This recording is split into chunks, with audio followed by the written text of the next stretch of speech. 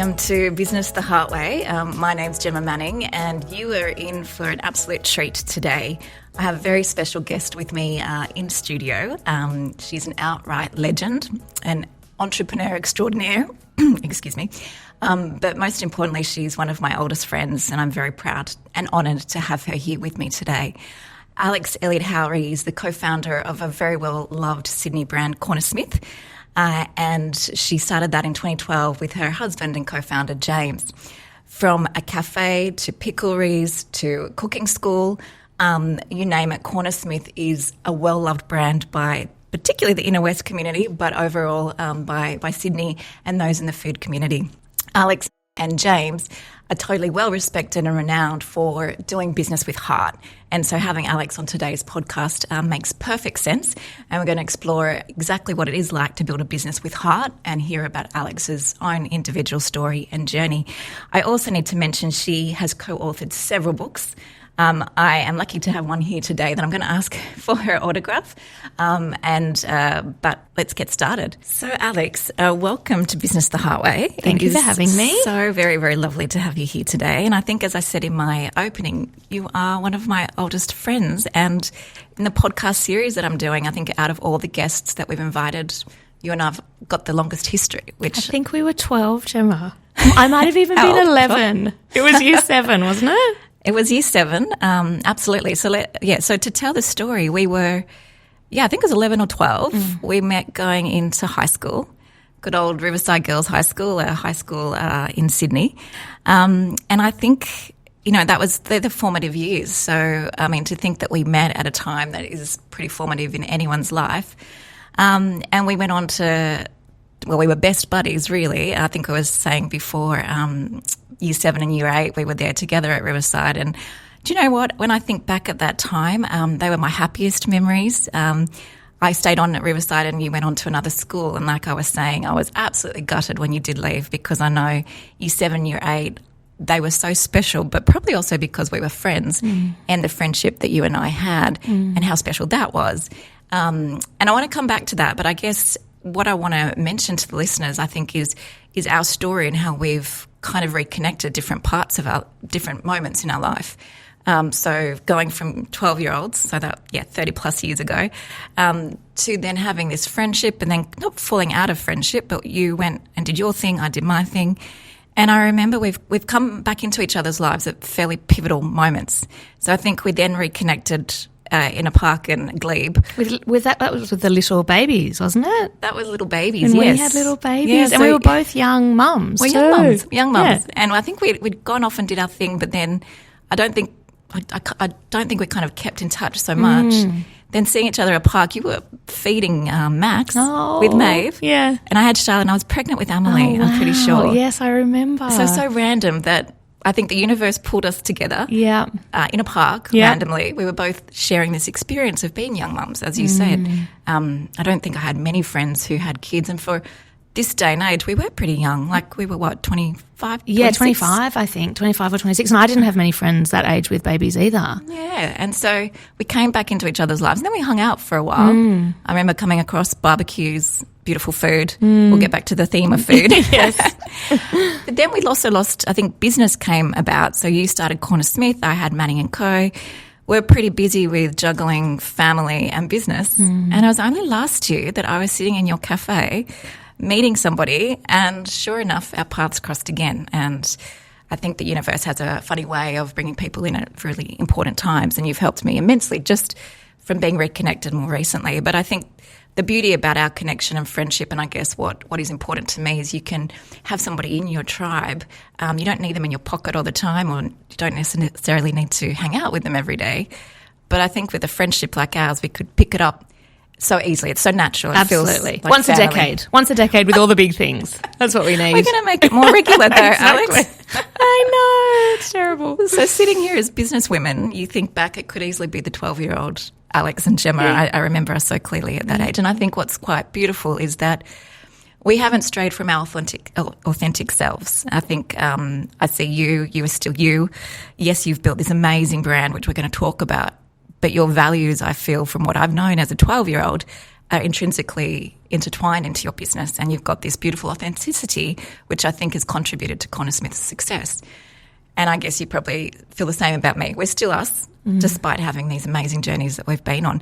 So that's our story, our connection. Did you want to add anything to it? I know there's a few. No, I mean, I guess what I feel like is I remember those early days. It was so scary going to high school and being, I guess both new, but I just felt like we started laughing together very, very early on and maybe haven't stopped. And I remember coming to your place and so much laughing and those terrible video games that we I knew you were going to bring that up. We used to play. Why don't you mention the name? It was called Larry the Lounge Lizard. And it was this awful, I don't even know, guy that used to drink and cheat on his wife and all these terrible things. And we thought it was the funniest thing ever. Anyway, it was disgusting, but that's what we love doing, laughing and telling terrible jokes. And that maybe hasn't changed either. I don't think it has. I think you're the only person outside of my sister that I can have a huge giggle fit with and still be okay with it. We've had so many giggle fits, but I think there's that close, but it's almost like I was thinking you're like a sister. Yeah. It's more than just a friend. It's deeper and it means so much more. So that's why it even is so special, more special tthan normal having you here today. Thank you, Gemma. That's lovely. So if we cast our mind back to when I first met you, look at year 7, year 8, those years, again, I remember coming to your home in Rozelle, and it's interesting, I live in Rozelle, so I've never kind of gone too far from that inner west kind of community. But I remember spending so much time with you and your mum in that home in Rozelle. And again, I have the fondest memories of that time. And I think not only was it your friendship, it was the warmth of your family. The gatherings we had at your place. I remember parties and sleeping over and raiding your fridge with you and the girls midnight plus, and always being so many amazing things in your fridge, and your mum cooking the most amazing meals. So I think that was a special time for me, and I wasn't even part of your family, but I felt very much part of your family, and I felt that love and warmth of your family and those gatherings. So take us through the journey, if we want to start there, or even when you were younger. But I kind of now want to hear from you on that journey leading up to Cornersmith and how you built, like I said in my opening, such a brand with community spirit but also with heart. Yeah, thank you. And I think it's only on reflection that you realise how formative your household was for the rest of the things that you do in your life as well. So I grew up in a pretty non-traditional family setting, I guess. So my mum and her 2 best gay friends raised me, and they had it was a share house basically, but not a share house that didn't feel like a family home whatsoever. So they 3 hilarious large personalities, which you probably remember. I do Again, clearly. A lot of laughs raising me in a household that was very much focused around food, around entertaining, around welcoming other. And I guess they wanted to create a family life of chosen family rather than of just, family of origin. So they did that. They set out and they created this incredible space and household, which I was lucky enough to be raised in. And it was very centered around food and very centered around, I guess I was raised by my mother and my grandmother actually as well, really taught me the importance of sitting around a meal as a way to connect, as a way to share stories, feeding people out of not just nourishment, but also, I guess, love. And that I didn't really realize was so valuable. I didn't even realize it was special. It's sort of when you grow up with it, it's what's, in some ways I was a bit like, again, all the things. I just wanted to go to McDonald's and I wasn't allowed. So it's only looking back on it now that I realized that was absolutely formative for the rest of my life, the way that I raised my children, but also the starting point for how I started Cornersmith. And I've had lots of friends recently actually just say what you said, which was coming into that household really opened their eyes. And it was, again, because it wasn't a traditional family setup, so there was maybe a freedom in there as well. and all the laughs and all the food and just the freedom I think that we had in that space. So that is very nice to hear. And it's only been in the last maybe 5 years or so that I've kind of gone, oh, maybe that's why I love food so much. I just thought I was into food. So yes, look, I'll just give a little shout out to my mother for the importance of instilling what food means bigger than just getting dinner on the table. And I have the most fondest memories of your mum. Like there was, again, and your grandmother. You know, you mentioned your grandmother. Oh, yes, she called you Fat Plat. Gemma has had the most amazing plat in high school. Not anymore, unfortunately. If you platted that, it would be pretty impressive. I see Charlotte and Emily's hair. They're blessed with those genes. Having a fat plat. I was always so jealous of your fat plat. It was so fat. It was so fat. But, yeah, those trips that we went to Nelson Bay and spent time with your grandparents. But again, coming back to your mum and your grandparents, but the love and the warmth, and I think you're talking about food and how then food is carried forward for you with Cornersmith. But what I'm so fascinated about is there's just this genuine warmth and love that has transcended into your brand, I think, with Cornersmith. I think that's a very hard thing for businesses to do. If we come back to, business the heart way, it's all about you can do business with heart. So many people struggle with this, though, and they struggle to build an authentic brand. So when I see Cornersmith and the way it's been received by community, like that love and everything I felt from being an outsider coming into your family as a friend, I feel like you've created that without probably even knowing it maybe. And it's a very special thing that you've done. Thank you. I mean, that's such a wonderful thing to hear, especially when, when you're in business, you can't really always see it from the outside. And we see the problems. We don't see the, and we're like, oh, this is hard and this and this and this and we need to do this, rather than, you're right, there is a feeling about Cornersmith that people are very attached to it. They have a sense of, it's almost ownership that we've allowed people to have with that business, which I think is why we've been successful in the hospitality industry for so long, because there is a genuine hospitality within our business as well. And maybe as you're describing, you grew up with that hospitality in your family environment. So it's food, love, warmth, hospitality, everything kind of combined. Yeah, bit of magic. Yeah. Yeah. So okay, from school years, like we said, we Riverside together, those formative years. We went to Hunter's Hill. We then kind of lost track lost touch of each other for a little bit. But what then happened again in the lead up to starting Cornersmith? You had your babies. I did. But you had another business, was that right, before Cornersmith? Oh, yes. I always forget about that little business. I guess that felt like a kid's project in some ways. But it also, now that I think about it, had a similar impact that Cornersmith has had on our community and the customers that were there. So I had a little vintage clothes shop and record store called Pigeon Ground with a very dear old friend of mine who I also went to primary school with her. And we just thought we'd create a space where people could come and hang out and look at clothes and things that we'd collected. And we lived out the back, and I don't know, we were kids, we're in our early 20s, but it built this sort of reputation. I mean, people still now are sort of like, oh, I loved Pigeon Ground 100 years ago. There's a recurring theme here, Alex. People are attracted to your brand. Yes, I actually have completely forgotten that was part of my history. But yes, I guess I am really good at building. It's almost an experience in some ways as well, rather than just a business. And that was so great and so fun, and we had such an amazing time. And what I get so much pleasure out of is creating that, as you say, that business, but it's also a business that feels very authentic. And I guess that's comes from what I love and my purpose and my passion, which is generally steeped in sustainability as well. Yeah. So I did that, met my partner, had a baby, had 2 babies, went to study museum curatorship because I was very interested I did a fine arts degree, then went on to study museum curatorship, and then realised, actually, Alex, you have 2 small children. What are you doing? Go home for a little while. So did you studied whilst you had the babies? No, fine arts I did before I had the kids, and then I think I had baby Maeve and started the museum curatorship, got pregnant with Max and went, I think the universe is telling you something else. Yeah. So, and everyone was, a kid, and I had 2 babies myself at that course. Anyway, so I then just was home with the 2 kids, and I didn't, because I was so young. No one told me you had to put their name down on the childcare list. Like, I didn't know anything. No one told me anything. And so I was just like, once I was ready for them to go to childcare, I thought I'd just ring up. Yeah. And obviously I could not get them in anywhere. So I was home for a little longer than I anticipated.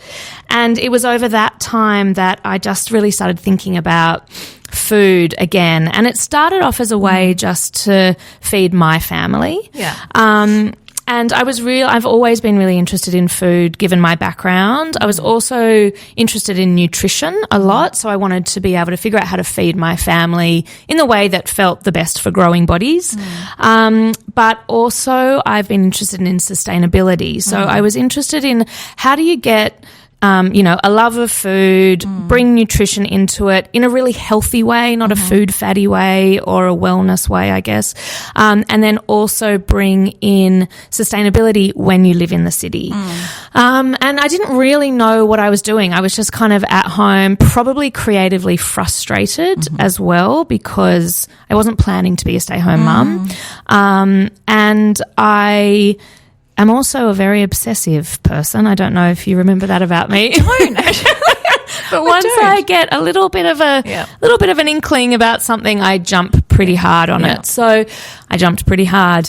But now that I think about that, it really probably was creative frustration. So I was looking for somewhere to channel my creativity, and food felt like a really easy way to do that, because you have to, when you're home with kids, you have to feed them 3 times a day. And it's a fucking nightmare if you don't like cooking. Sorry, I don't know if you can swear on this, but it is for the parents out there. So it was kind of a pleasure in some ways for me to throw creativity into feeding my family.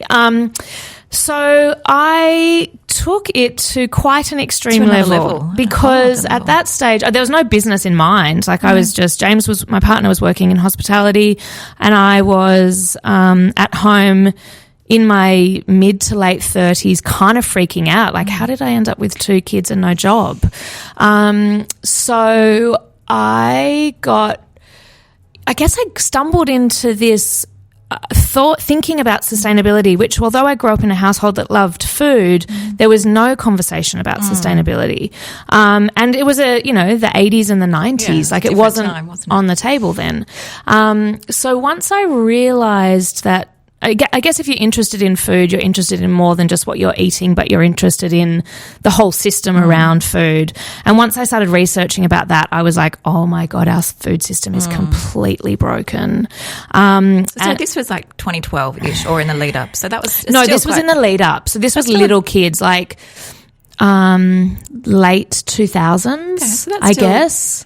Quite some pioneering though with where your head was at, because that was well before... This whole movement has started, absolutely. Really. And sustainability in the hospitality scene particularly wasn't being talked about. It was kind of in the hippie circles. Yeah. Like there was a lot of, like permaculture and vegetarianism, but it didn't. I was interested in it in a really urban environment. Yeah. So I just did lots and lots of research, realised the food system was broken, and then decided I was single-handedly going to try and change it. Because that's the kind of gal I am. Trailblazer. So I was at home with the kids, and my partner is an avid gardener wherever we are, but also kind of a bit of an eccentric. So he would go through phases where he just wanted to like look out into the garden and just see a full crop of eggplants, because he would fall in love with the aesthetics of an eggplant. Tree, plant, whatever, which is fine, sure, on an aesthetic level, but actually a fucking nightmare in the kitchen, because what does one do with all these eggplants? Right. So I guess in some strange ways, James is gardening, and he has a permaculture background himself, and my love of cooking was the formation of Cornersmith, because I had to deal with all those goddamn eggplants. Yeah, right. So I would bring them into the house, tear my hair out, and then just start researching, and that's when I discovered preservation, which has been kind of been the backbone of Cornersmith, pickling and chutney making and jam making. So it was a lot of trial and error. Okay. But once I kind of understood why people preserve, and all these cultures around the world that preserve food because you would never waste food and there's so much value on food, which is how I was feeling in my tiny little micro version of that in my backyard. I just went really hard and really deep. You were testing all of this first in your home environment. Yeah. before Cornersmith became Cornersmith. Yeah. So that's a big transition to do that, to then launching a business. So yes. how did that transition take place? Well, luckily, the business is not just me. So I've got a lot of there's a lot of passion. There's a lot of ideas. I feel like I'm good at, like what you said, kind of jumping on this sort of idea before it becomes more mainstream, I guess. And the not just the preservation, but cooking from scratch was my big, like over that 5-year period when I was home with the kids, I was trying to figure out, I was like, the supermarkets are problematic. I didn't really understand why yet. It wasn't being talked about in the media in that same, but I was like, supermarkets are problematic. Imported food and all those food miles are problematic. Packaging is problematic. Not knowing, if we're buying something from overseas, not actually understanding where it's coming from, the process of it getting to our country, let alone our fridge. I just felt like something wasn't right in the industrialised food system. So you're really identifying a massive problem. Yeah. In our Young Gems program, it's funny because you've touched already on our 3 Ps. So it's passion, purpose and problem solving. So we often say that, the most sustainable businesses are businesses that are actually solving a real world problem. And I think people get a bit scared by that. But in your example, you were, being mum, seeing through your daily experience these problems that you're just identifying.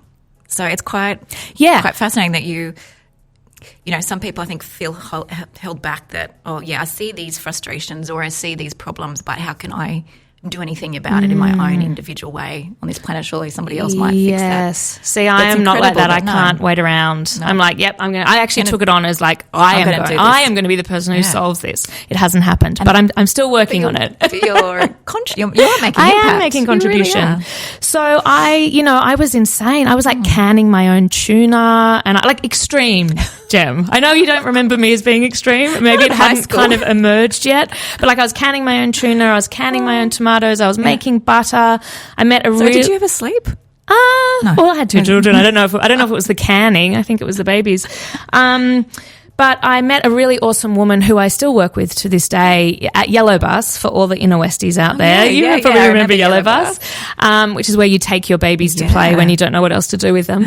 And she was really interested in food as well, in more than just what's for dinner, but why is that for dinner. So we ended up spending years and years cooking together and actually have co-authored 2 cookbooks together now.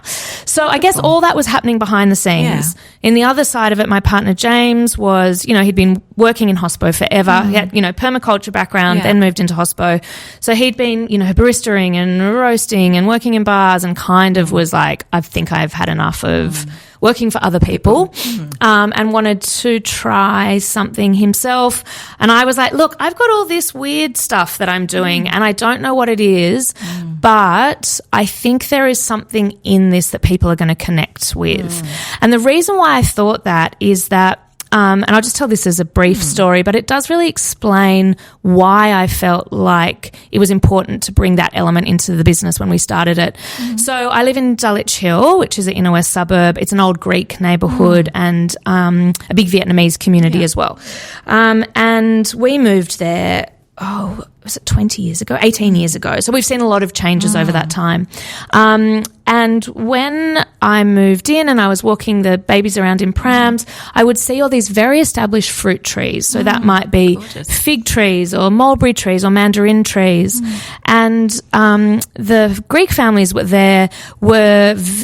collect all of that fruit. I had no idea what they did with it, but you would see, nets over fig trees or people picking beans in their front yard or whatever. If those families had moved out and new families had moved in, this food that was growing in backyards was dropping on the ground and rotting, which I just was like, because I was starting to get obsessed with food waste. I mean, that was so many years ago before it's become such a big topic, but I was obsessing about food waste. So I would take my babies and knock on people's doors because I'm a mad woman and say, hey, would you mind if I picked your kumquat tree? Because obviously you're not using them. So sorry, and these are people who've moved into the area? I think so, So people who just got to the point where I was like, I can't deal with these kumquats anymore.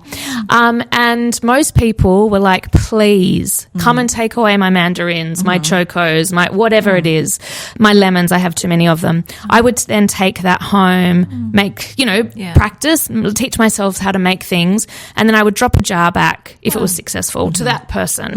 And so I built up this community and network and talk to people I would never normally talk to. I mean, we don't talk to our neighbours, as we should, I don't think. And people would give me their grandmother's recipes. We would talk about gardening. We would talk about food. We would talk about, not just nutrition, but also the emotional impact of food and passing on stories and traditions. And there was just something in it. And I just felt like, I don't know what I'm doing here, but something feels really good. Yeah. And my husband would open the door and he'd be like, Alex, there's more fucking oranges on the doorstep. And someone would have dropped over, incredible. Heard that there was a crazy preserving women. So community already kind of got a sense of, and I was like, oh, they're picking it up. Wow. And so when James said, I want to open a cafe, I was like, right. Yes. This is the time. But I think there's something here. Right. And I think it needs to be more than just coffee and cake or coffee and a toasty, which is kind of what cafes were at that time. Yeah. Do you know, so it's so interesting hearing your story in more detail because, again, like when we're looking at young gems with budding entrepreneurs, we often say, like, you can't just have another Me Too. You can't have another Me Too kind of brand. You need to go a bit deeper and find the soul or find that actual, what's the gap or what are people not doing? And you've, despite you saying that you've done all this without that coming at it from a business perspective, you've kind of naturally ticked all the boxes with what we talk about with building a sustainable brand because you're already saying or seeing that we can't just be another cafe on the street. We have to do something different with purpose. Yes. And that's what you've done with the... Yeah, so absolutely. you opened with the Picklery, is it? No, we opened with the cafe first. Okay. So a little cafe in Marrickville, and it was tiny, and James found this weird spot that I did not think was going to work. Anyway, I guess another podcast would be how to be in business with your partner. But anyway, that's another time. Yeah. But we found this spot. We did everything ourselves.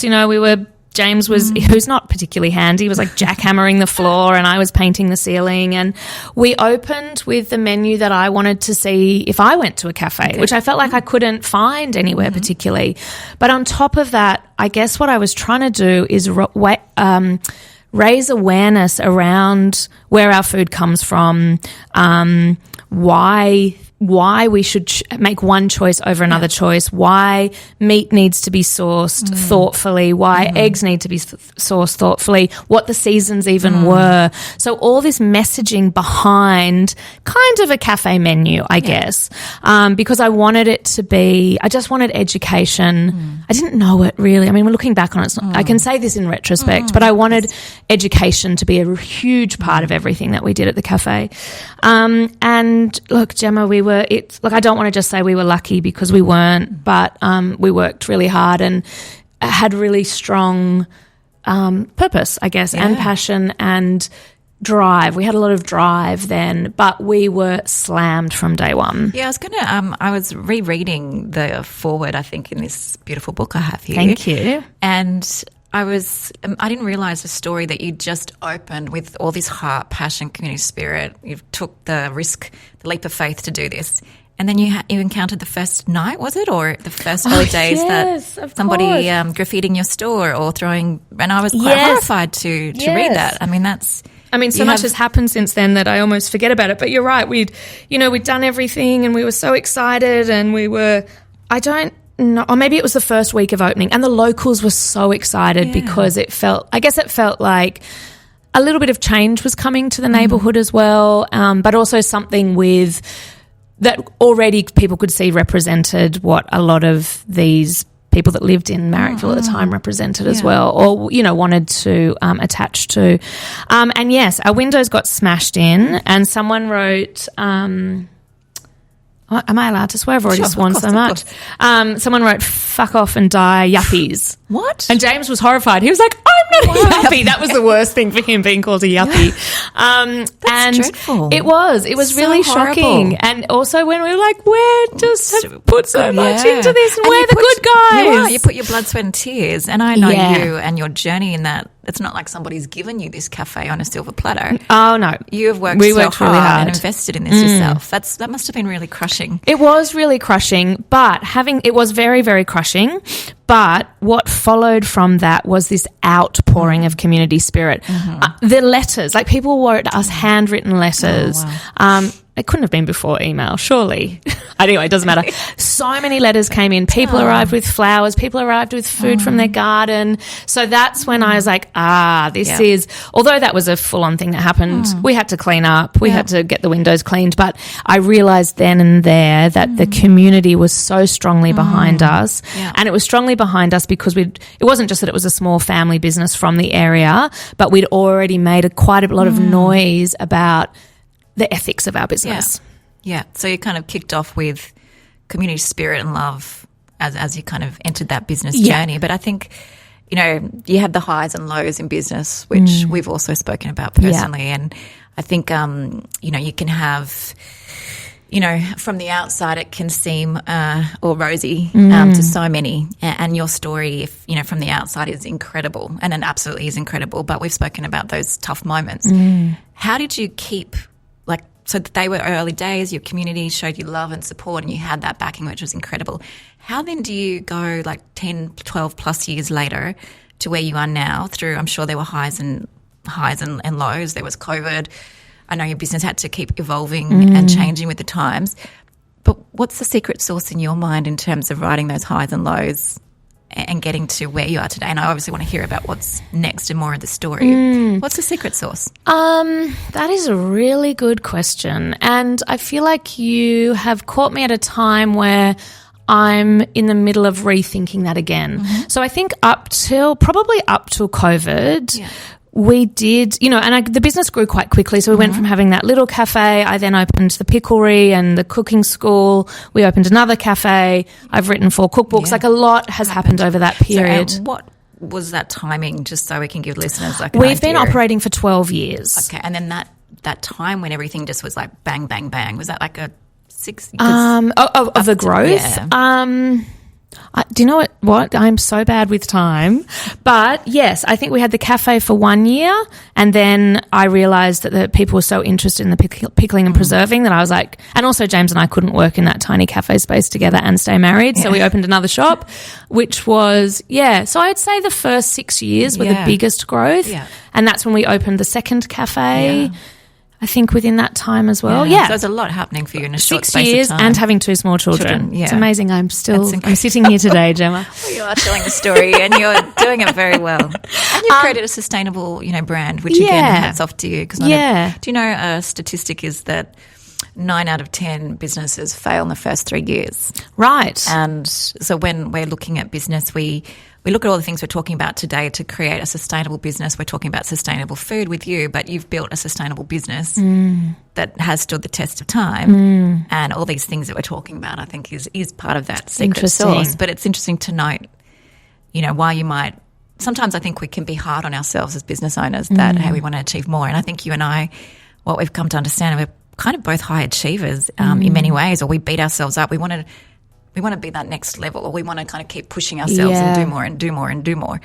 And sometimes it's taking a step back to go, do you know what, we've actually done pretty well and achieved being in business sustainably, where a lot of people can't do this actually. Yeah, it's really actually having this conversation today is I'm just realising how important it is, because I am in a tricky time right now and I am feeling all those things that you just said. I'm feeling incredibly hard on myself. I'm feeling like a lot of stuff hasn't worked or hasn't gotten to the point that I wanted it to go to. And it's not until you actually sit down and tell your full story that you're like, oh my God, I've done a lot actually and stayed in business for 12 years. Yeah. So thank you for that moment. It's a huge achievement. Because at the, this year is tricky already, and it's nice to be able to, you're right, it is the ebbs and flows. And I think the secret sauce for me around this is that purpose and passion are my main things that drive me in my life, not just in business, but in my life as well. And I feel like we have one life. And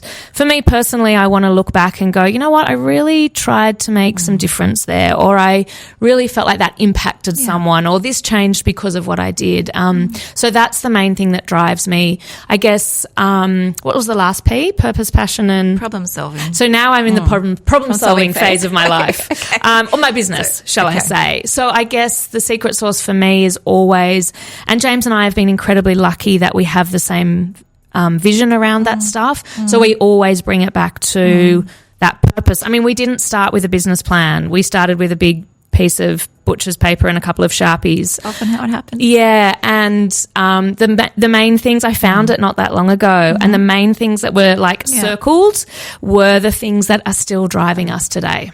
And I think you've got, from our conversations, more recent conversations about business, I think your intuition, like again, you've got like, you don't necessarily have to have it on paper. I think you've navigated your business journey with heart, which is why we're here, with deep intuition. Yeah. And it's like you kind of know without necessarily having to have it in front of you on a piece of paper. You know, you've let that guide you with great success. And I think that again, if you could bottle this up, I'm sure everybody wants a bit of this, because it is very hard to bottle up though. Right. Alex, it's you don't find these business stories, I don't think, every day. Right. I should thank you, because I don't always see that as a success. Well, I think when you're or as a skill. Yeah, but when you're in it, you're living and breathing this, like we've spoken about.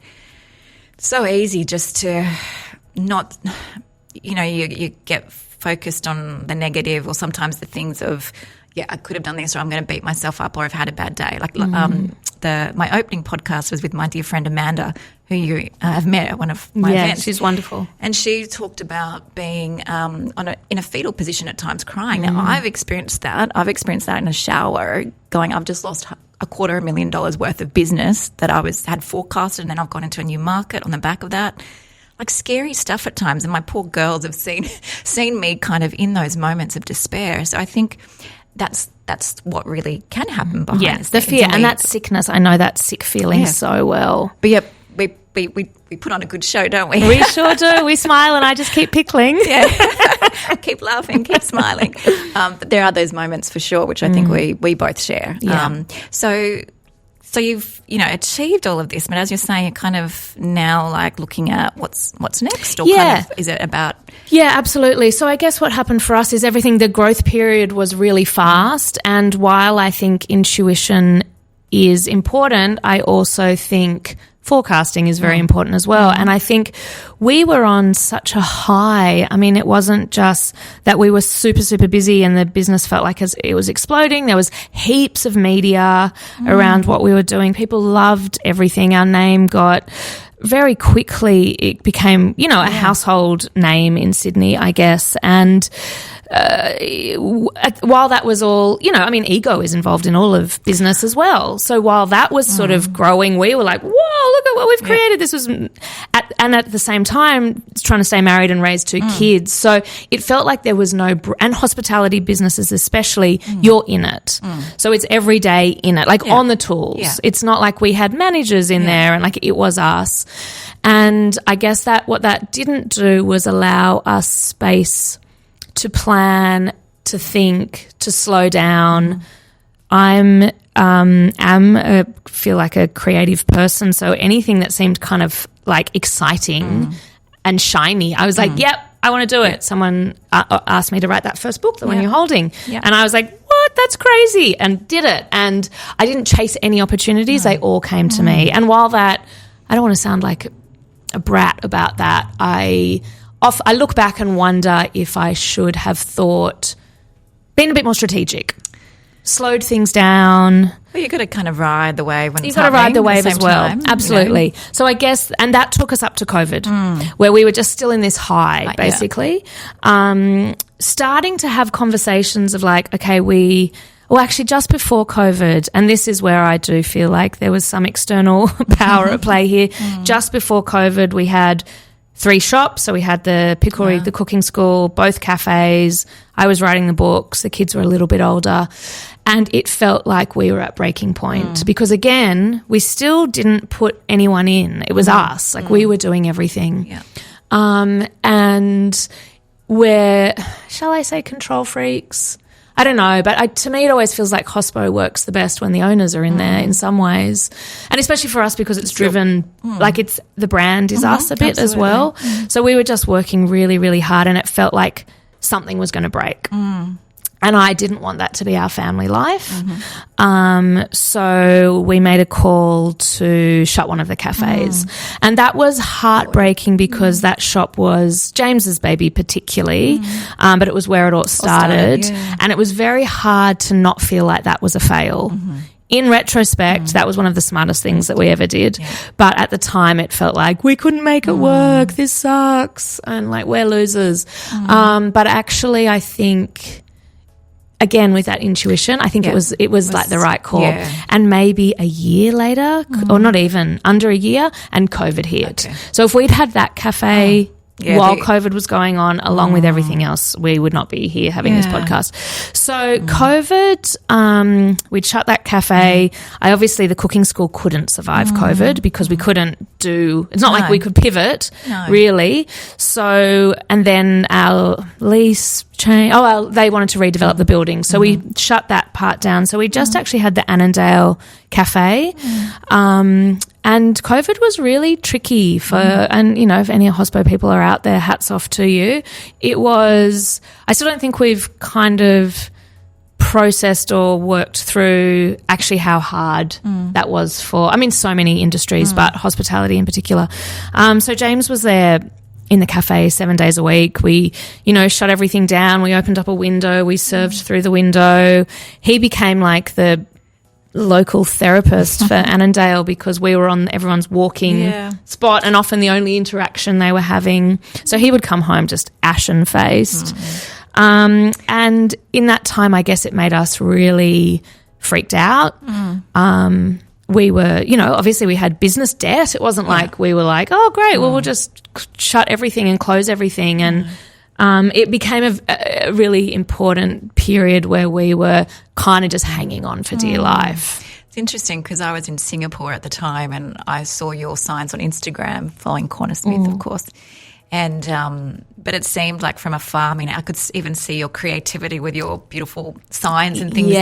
So you still were injecting a lot of your soul into the brand, that creative force. Yes. But also you could see that the community still loving your brand and that community factor was still very strong at a time when did it get stronger, do you think? I do. That's what I was about to say. I think it actually why we were lucky enough to survive that period was that we had put so much into the community so that when we got to a tricky time, they put so much into us. So we became the place people wanted to go. We had someone build us the most beautiful sort of outdoor serving shelf that attached onto one of our windows and he, put in gold inlay, Cornersmith. There was a lot of love that came back to us.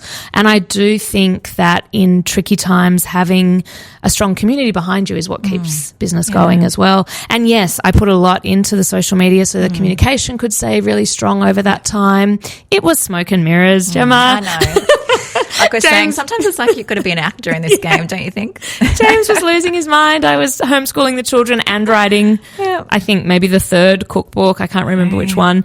And, it was, if I'd Instagrammed the reality, it may have been very different.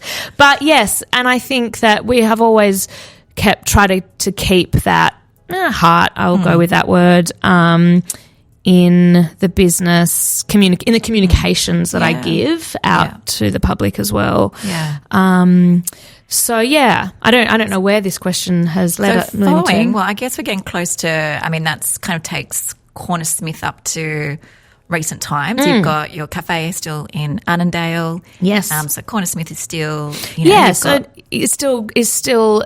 So the brand at the moment, what it feels that has happened to us is that we have this giant brand that people are very attached to and have their own. In some ways, it feels like Cornersmith took on a life of its own that was bigger than us. And a lot of the time, it felt like it was in charge rather than we were in charge, which is not great.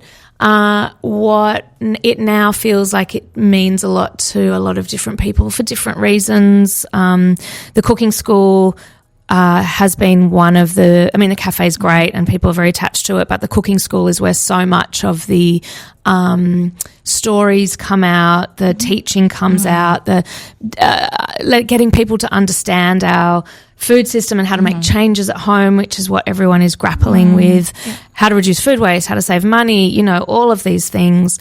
But I guess what it now feels like is that we have this brand that means so much, not just to us, but to so many different people. But the model that we have set, the format that Cornersmith is in right now does not work anymore. So we are in this period where we are like, okay, we are really adaptive people. We are people who want to, again, with the passion and the purpose, our story needs to change and it needs to change now so that we can continue this business. Yeah. So we have just quietly, world out there, sold the Annandale Cafe. Oh, my gosh, know. That's a bit of a big announcement. It is a big announcement. Okay. And they're not taking the name. So we're just kind of shutting the doors on the cafe for a while.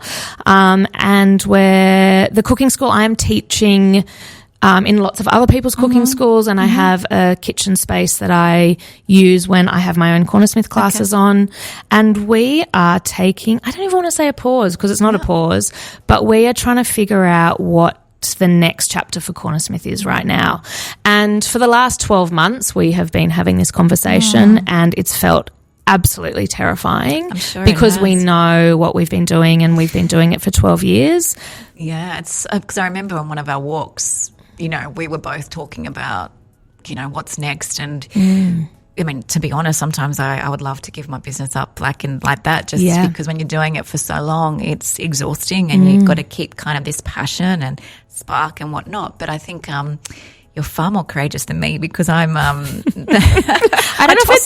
toy with the idea, but this has been huge for you, Alex. This is massive. But I guess now it feels not frightening and now it feels like yes. And I James and I were sitting on the couch the other night talking, and I just saw this momentary spark of before we opened Cornersmith and us going, oh my God, we've still, what hasn't worked? I guess what hasn't worked financially, we can put to the side, but what we have kept alive is this brand, which is what we're not even walking away with what we will take into it. It's almost like, we've gotten older. I don't want to work like I've been working for the last 12 years. I'm actually done with that. Yeah. And I'm like our passion. Oh, here I am with my peas I know again. Your peas. They're just coming out of me.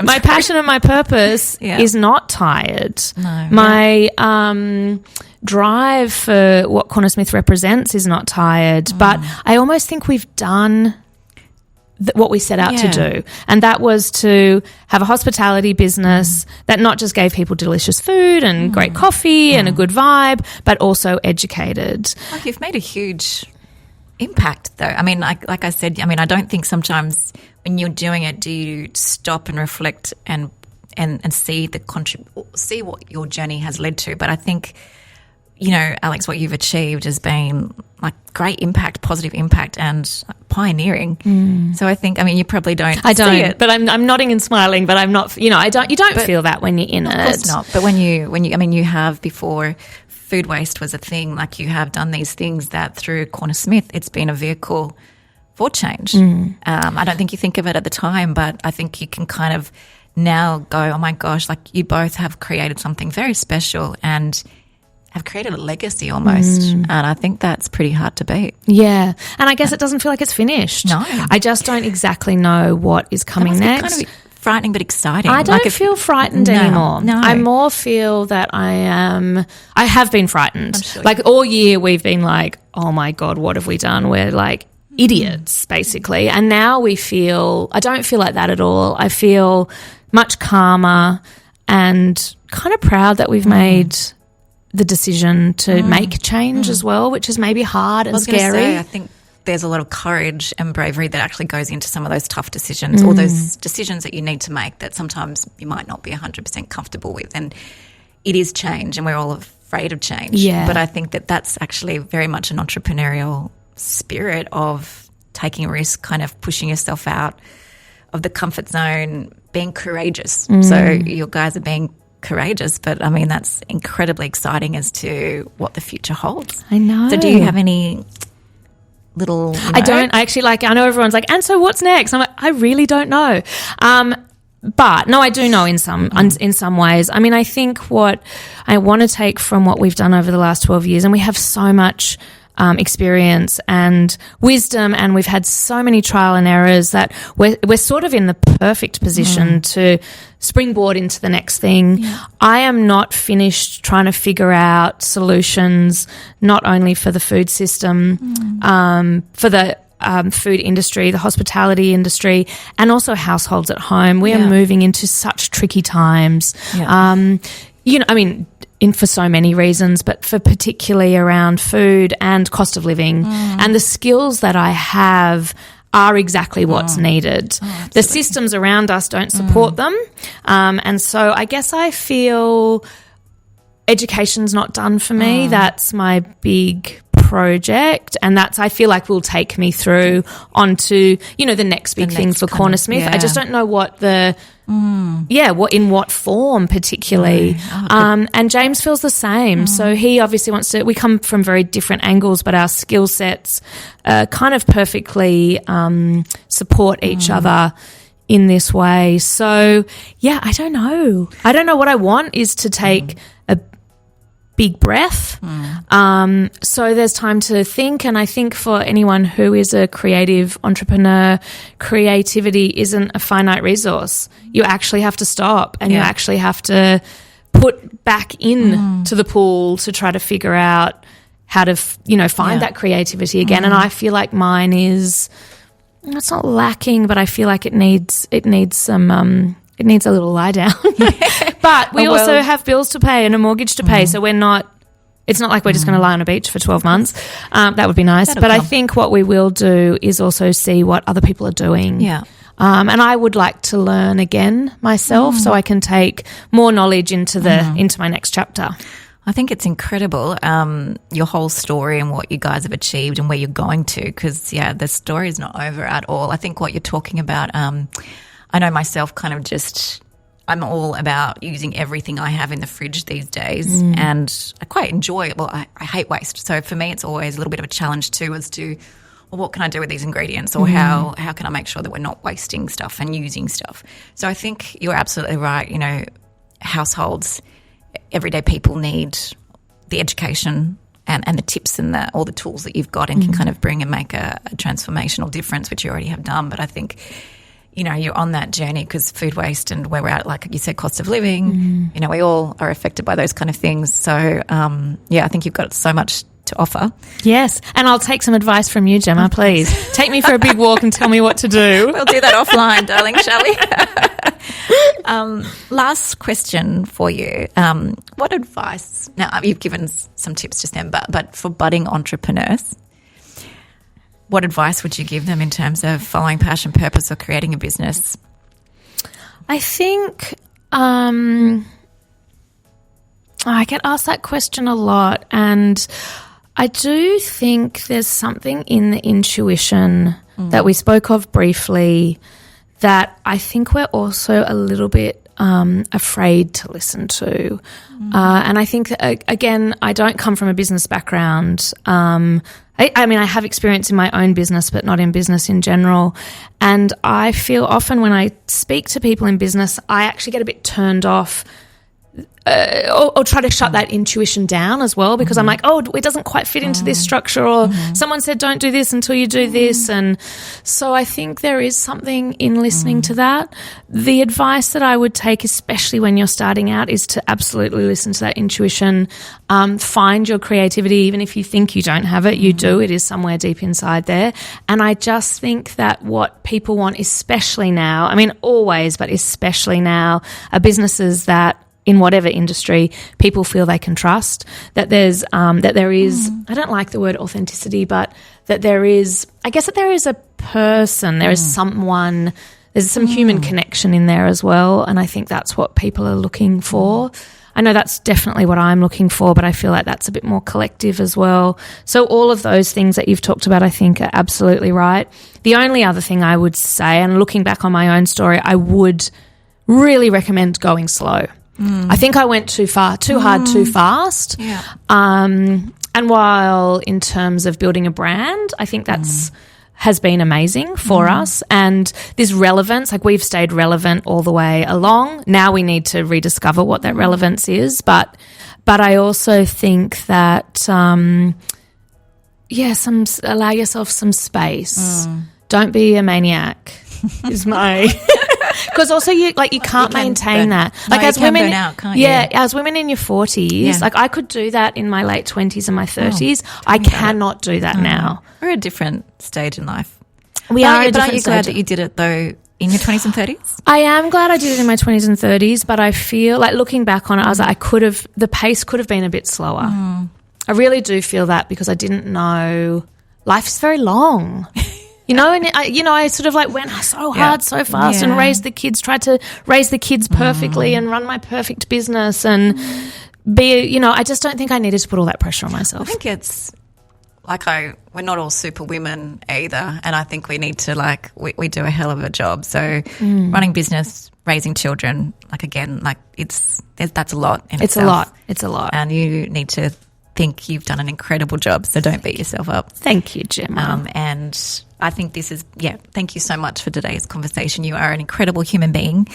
I think what you've achieved in Cornersmith is just honestly from a heartfelt kind of genuine way. I think it's one of the best brands I've ever come across. Oh, that is so nice. From a pure, just everything about this, it's very hard to actually teach how to do this because you have come from heart and passion, and I mean it's just beautiful, really. So I know you guys will go on to create. Cornersmith will keep going on in whatever form, and you will continually have that community behind you.